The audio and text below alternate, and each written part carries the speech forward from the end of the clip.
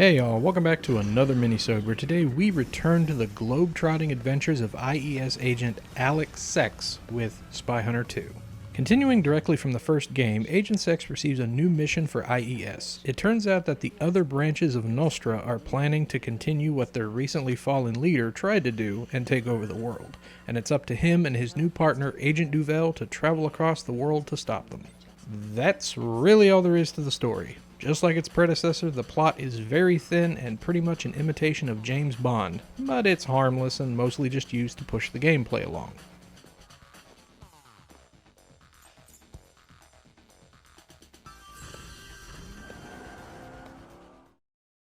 Gameplay, for the most part, is very intact as well. You'll once again play through stages with primary and secondary objectives you must complete to progress, unlocking weapons, gadgets, shields, and armor as you play, like your standard Gatling guns, lasers, missiles, rockets, smoke screens, and oil slicks.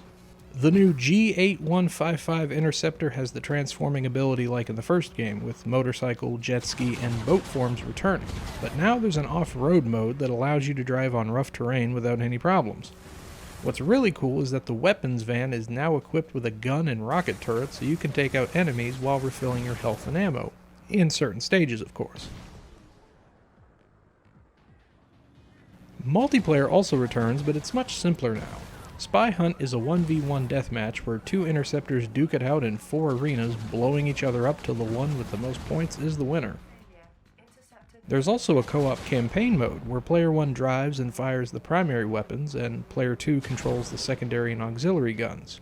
It's not fantastic, but still neat that they added it in there.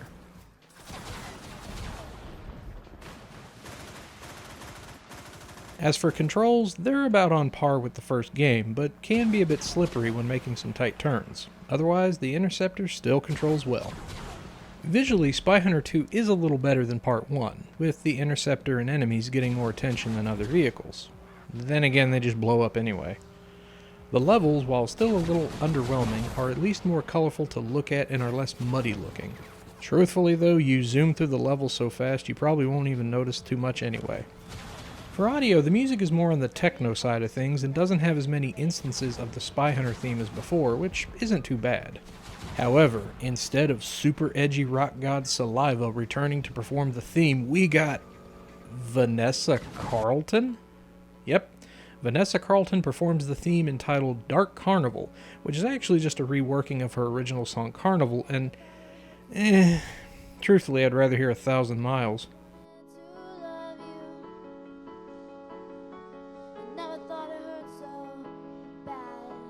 Voice work is kept to a minimal this go-round, as the two voices you really will hear is your car's AI and Agent Duvel, and they're okay.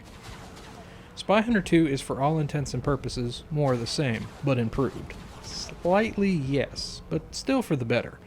While Part 1 is decent fun, Part 2 was just an overall better experience that I truly recommend, especially since it's pretty cheap to find.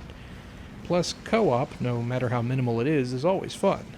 Now, there's one more game left in the SpyHunter trilogy, but it's not a sequel.